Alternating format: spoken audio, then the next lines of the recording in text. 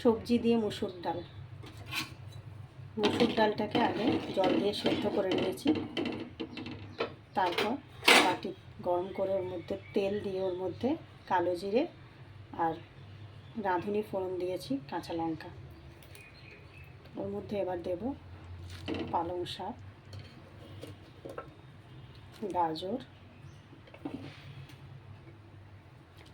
Tomato,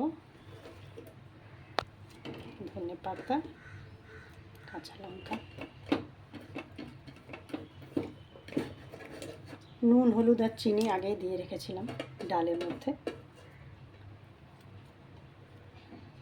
সব দিয়ে একসাথে ভালো করে ফুটিয়ে নেব 5-7 মিনিট।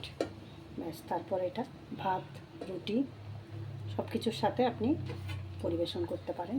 এর মধ্যে কোনো মশলা নেই, কোনো রকম মশলা দেওয়া হয়নি, শুধু জল, নুন, হলুদ আর চিনি, তারপরে সবজি। গরম গরম সবজি মুসুর ডাল এনজয় করুন। Thank you for watching.